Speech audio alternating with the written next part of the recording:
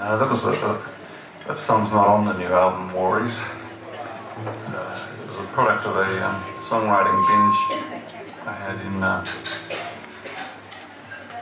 August last year in Canberra, inspired very much by the beauty and serenity of Canberra. I mean, us folk singers are moved by Mother Nature, but also by a deep sense of compassion for our fellow man. For example, back in August last year, I felt very sad for Mr. Dutton when he lost the coup. And you people laugh at him, but he's a very sensitive fellow. Probably one of the nicest former Queensland policemen you'd ever want to meet. And so I wrote this next song. It's called Mr. Potato Head.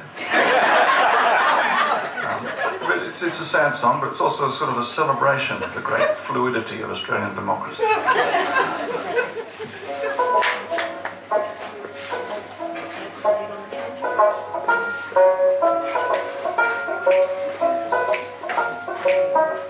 Let's get some finger clicks.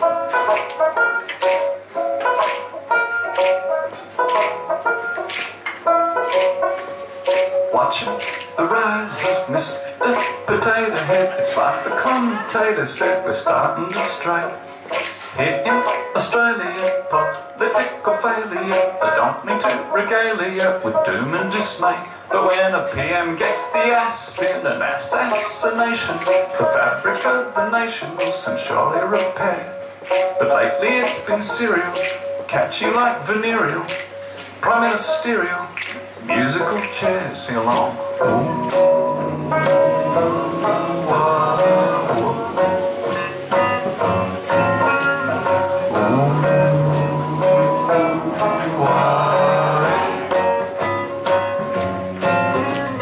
Things got uncoolier with Kevin and Julia. Who was gonna rule you was never quite clear. Kev was a fusional, grandiose, delusional, even more than usual for politics here. He was scholarly, off for the apology, believed his own mythology, that much is clear. He thought he'd come to save us, but in the end he gave us the downfall of Labour and a pain in the rear.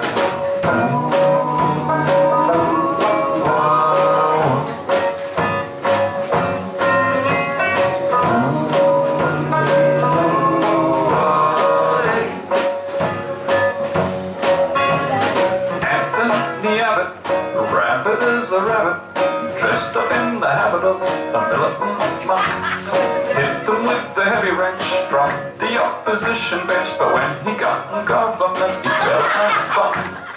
Fiscal tight ship gave the prince a night ship, the posters on the right ship started feeling the bite. Instead, Malcolm, smelling sweet as talcum, left a little bit unwelcome by the boys on his right.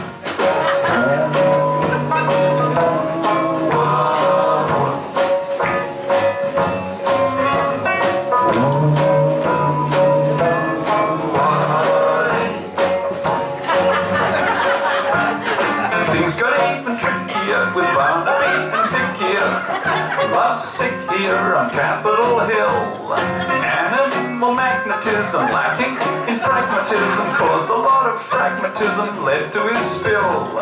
Not that I judge it, they still passed the budget. It's not like he nudged it with the Frenchie au pair.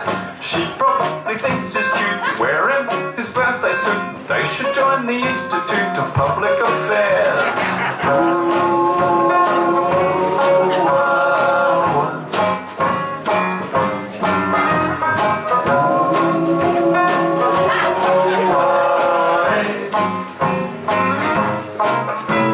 Seizing on the wrath from the right-wing commentariats, so seldom do they vary it, you know how it goes.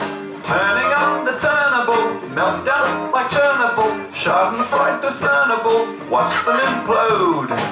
Peter Dutton, mutton dressed as mutton, fingers on the button, orchestrating the coup. Train wreck in slow-mo, he didn't count on ScoMo, stealing the show, no, is to conquer he stooped. when Ola Marino stepped out of the casino and told us there would be no doubt and promised us ship. Lots of folk were grateful, think his politics are hateful, as nutritious as a plate full of potato head chips.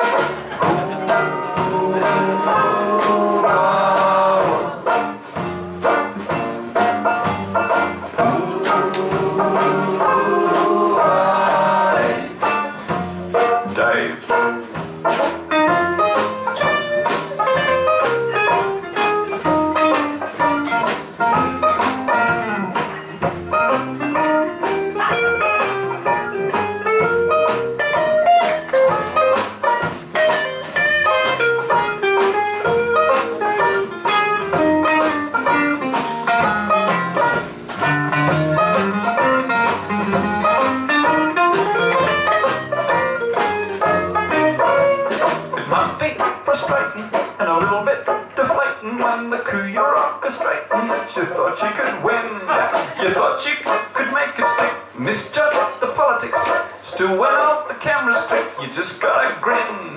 Say the party won the war despite the losing score. Walk down the corridor, got no time to talk. Had enough of fixing, heading back to Dixon. Feel like Richard Nixon, like a Passover pork. Mouth some platitudes, defiant attitude. Feign some gratitude, it's all been resolved. So see you later, said Mr. Potato Head. Eyes fixed, straight ahead, revenge will come cold. And surely the grandfather of a great tradition of Australians at war ballads that has been followed up by the likes of Eric Bogle, John Schumann, Don Walker. I like to think I've made my own little contribution to that, focusing primarily on songs about Australian whole-of-government stabilisation interventions in fragile and conflict-affected states. It's a niche market.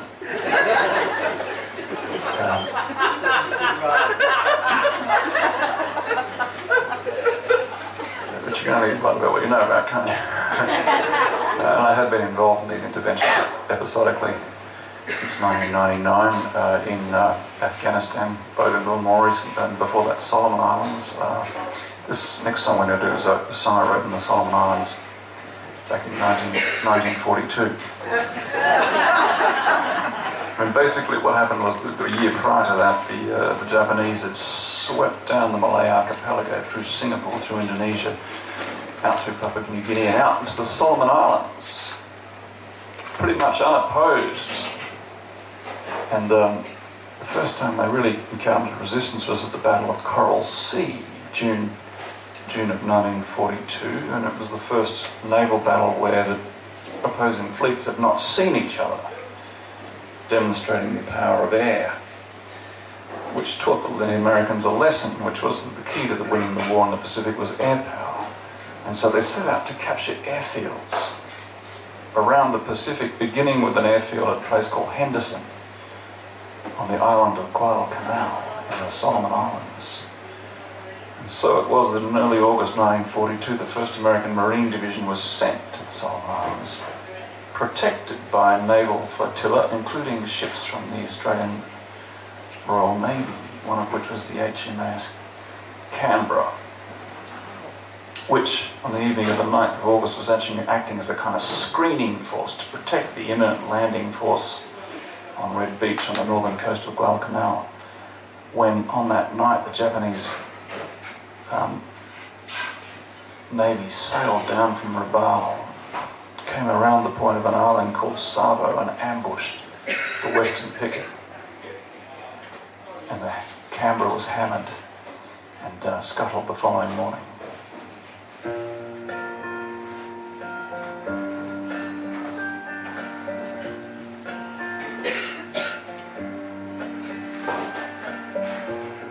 Just married and the world seemed new. Say a prayer.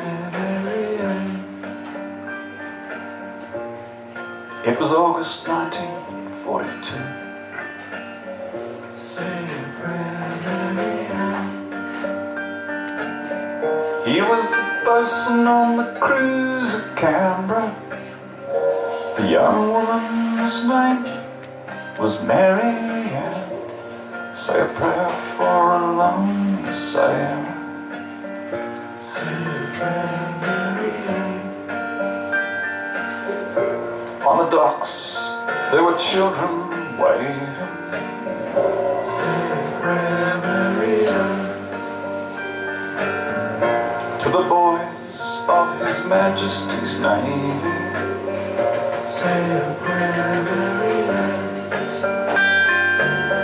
They set sail for the Solomon Islands, there to fight for an airstrip at Henderson Field. Say a prayer for a lonely sailor.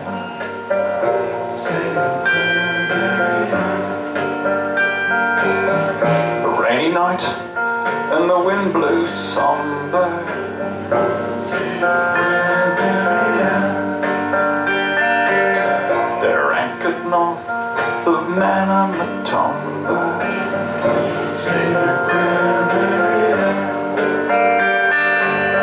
And round the point of Savo Island, 4 Jack cruisers with their 8-inch guns ablaze. And I pray for the cruise at Canberra. Say a prayer, Mary Ann.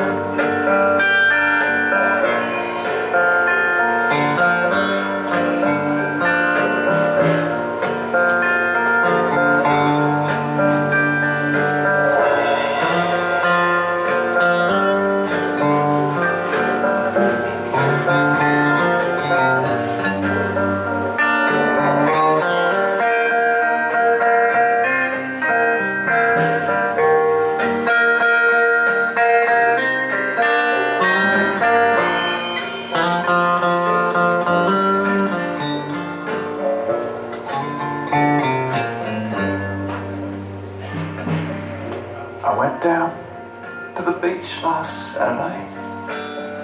Say a prayer, Mary Ann. Took my nephew for a swim at Manly. Say a prayer, Mary Ann. On a bench there among the seagulls, an old woman sat staring out to sea. Say a prayer for a lonely sailor. Say a prayer, Mary Ann. Say a prayer for a lonely sailor. Say a prayer, Mary Ann. Say a prayer for a lonely sailor. Say a prayer, Mary Ann.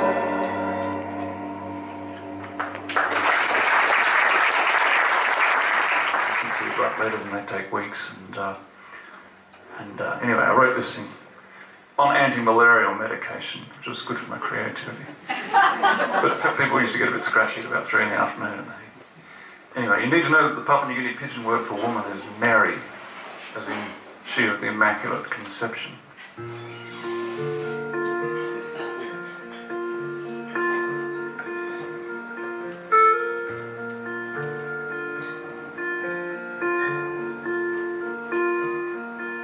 Young people these days burn their CDs. They're dropping their H's and dropping their E's. They don't go out drinking in proper bars and are deeply suspicious of men with guitars. So I took this job. That's what I did. There's got to be a better way of making a quid than playing in bowling clubs and selling CDs full of songs about you and songs about me. We'll be selling CDs afterwards, of course. See the sun come up on the Book of Passage. It could be 6 weeks till you get this message. I spent last night drinking with Tor down at the Curry Village Resort. Remind me never to drink with Norwegians. It causes the boys to doubt my allegiance. I tell them it's better than drinking with Swedes and thinking about you and thinking about me.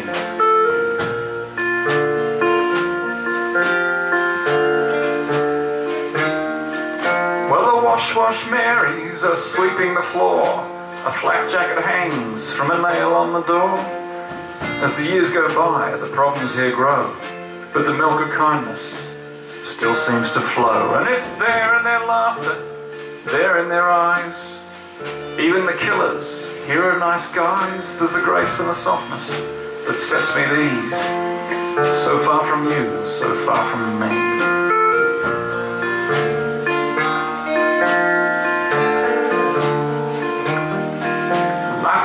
In the sit rep, I've got a hunch that the deputy governor has gone out to lunch and he won't be back till June or July.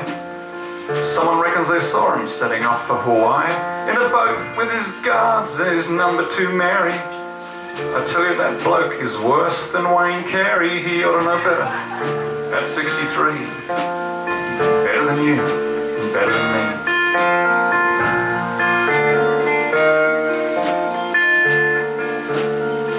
I played this song, sorry fellas, I played this song in Canada one time, and of course I had to explain to them who Wayne Carey was. And I said, well, you know, it's like this. Wayne Carey in Australian football was a god, kicked a lot of goals, was coveted by all teams as a great full forward, but he did a bad thing. He fell from grace. He did a very bad thing. He had an affair with a teammate's wife in the men's room during the team's annual dinner, which I explained to the Canadians is regarded as indiscreet in Australian culture.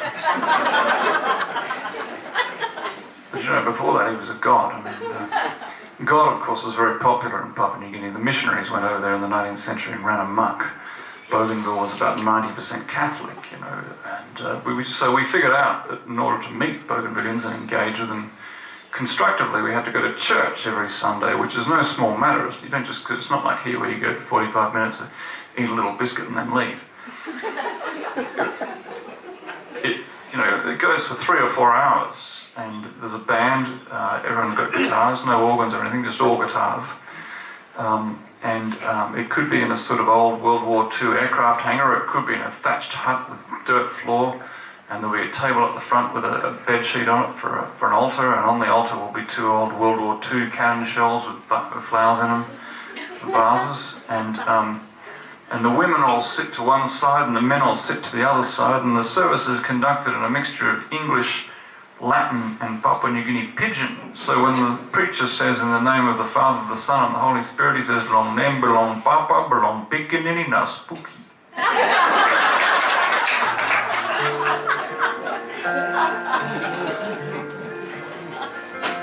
Out on a Sunday, under coloured umbrellas, the men with the girls and the men with the fellas, shirts and collars and frocks and sarongs, and everyone's out in their best pair of thongs. Down to House Lotu, they walk hand in hand to pray to a God that was brought to this land. God is hope, and hope is free. I'm hoping that you still hoping for me.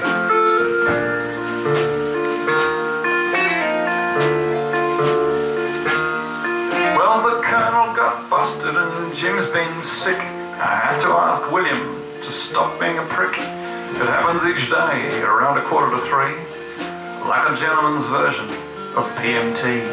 Some nights I'll work through till after 12. See a photograph blue tacked to the plywood shelf. I slip under the mosquito net and drift out to sea, dreaming of you and dreaming of me.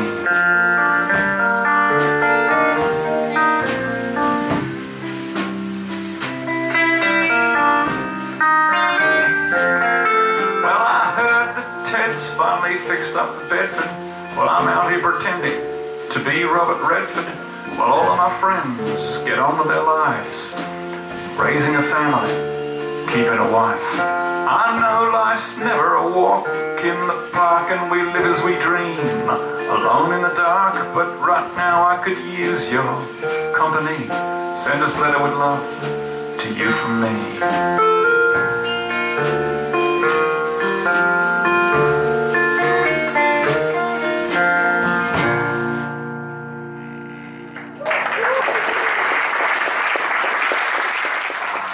That morning, it was the morning in which we were at a funeral on the main base in Tarankart for 2 soldiers from the tent next door to mine Grant Kirby and Thomas Dale, and we came out of that ramp service to hear that another soldier had been killed by the name of Jared McKinney, known to his mates as Crash.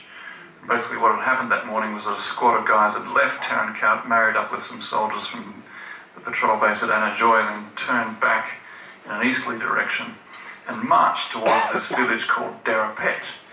And they got closer and closer and closer, and sure enough the Taliban opened fire. We thought there'd be a dozen of them. In fact there were 100, and they were well positioned behind a tree line and some corn, waiting in ambush. And it turned out into the longest running tick, troops in contact, they're called ticks these days, by Australian regular forces since Vietnam. And the battle ran for about 3 hours. We were in deep shit there. We ran out of ammunition in the end. The Taliban did too. Probably we won on numbers, but we did lose this soldier, Jared McKinney. We won the battle probably largely through an act of courage by a soldier named Dan Kieran, which I'll describe in this song. But the loss of one life is tragic, and so on the 27th of August I was attending a ramp ceremony for Crash McKinney, and I remember thinking this bloke deserved a song written about him. But I never got around to it. I went back to Australia in 2011, released the Dust of Uruzgan album, toured it extensively, and was resting from all that in the middle of 2012 when I was at my home in Canberra, and I got an email from a guy, a soldier who'd just got out. A lot of guys were getting out then and working in the mines. It was the middle of the mining boom. And the email read, "G'day Fred, you don't know me. I saw you when you came through to entertain the troops back in 2010. I thought, entertain the troops? I was fucking working." Anyway, the email read, "We lost 10 soldiers that summer. It was tough, mate, but your songs helped me out. But can you write one for Jared McKinney? I feel bad about what happened to him." So I emailed him back and said, "Yeah, tell me what happened. I've been meaning to write that song." And he didn't get back to me for another year. And when he eventually wrote back to me, he said, "Sorry about the delay. Sorry about the radio silence," as he called it. And I've been through some tough times on self-medication, but my mates have helped me through. This is what happened that day from my point of view, and I wrote it, this song, Derapet, from his point of view.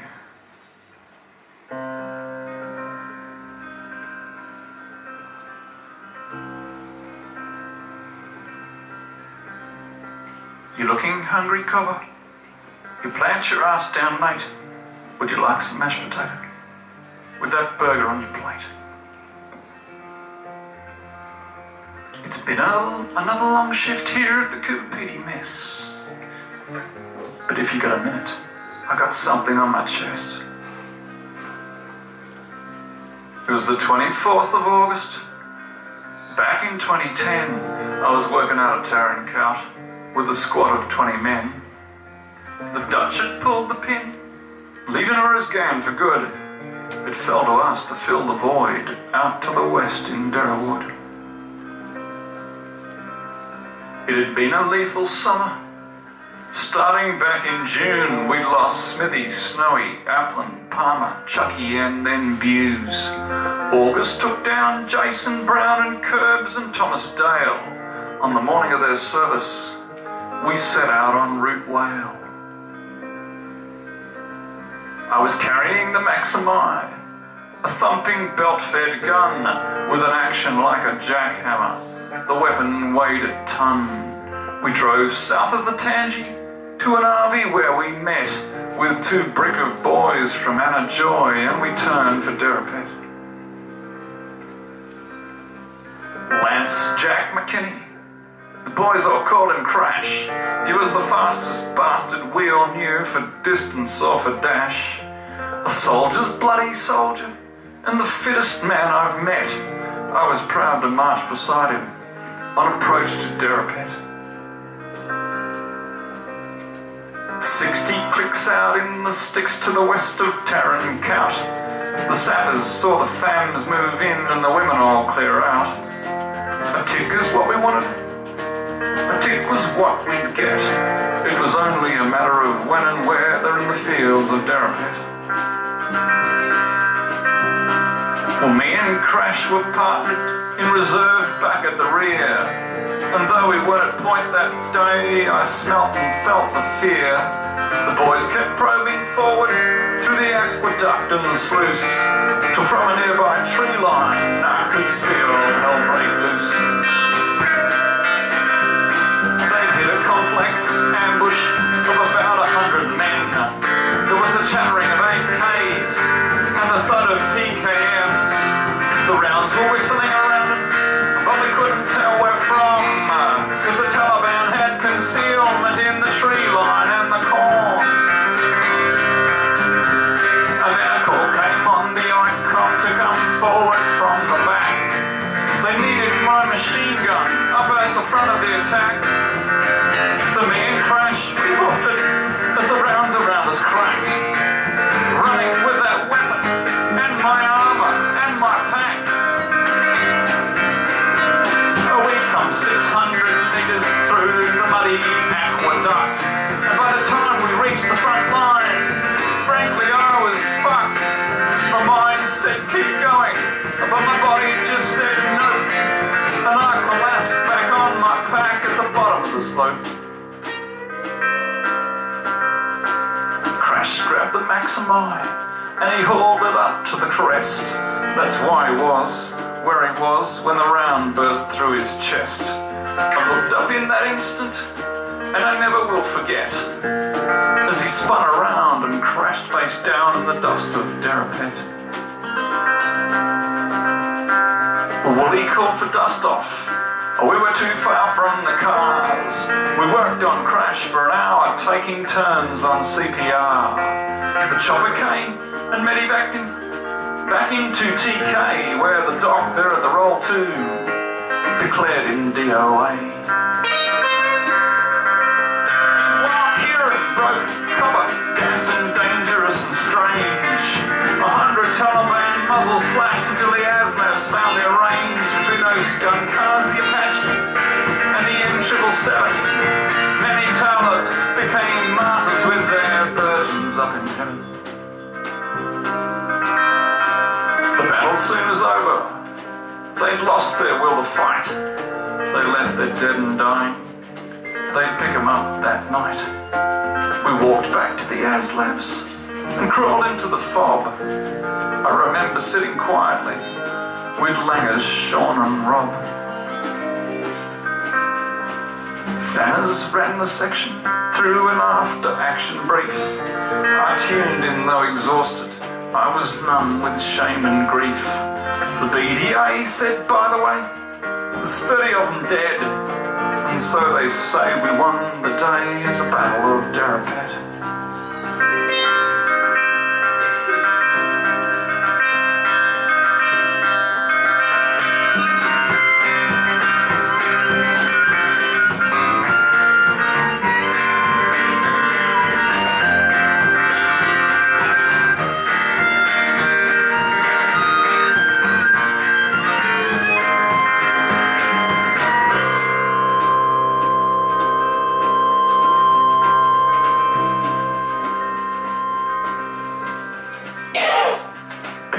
Waters broke at the crematorium. A few hours later, she gave birth to his son. The boys helped out with the mowing, and she got some compo cash. Helps pay the bills, but it won't fill the hole where once was Crash. And Langers won selection. Daniel Kieran got a gong. Abbott won the election, and Fred Smith got his song. Those who get these accolades deserve all that they get, but Crash did not deserve to die at the Battle of Derapet. And I moved back to Brisbane and got out on Civvy Street. Now I'm working in this mine, mate, in this mess where miners eat. Married now with children to a woman named Regret. It's the price you pay for a summer's day in the fields of Derapet.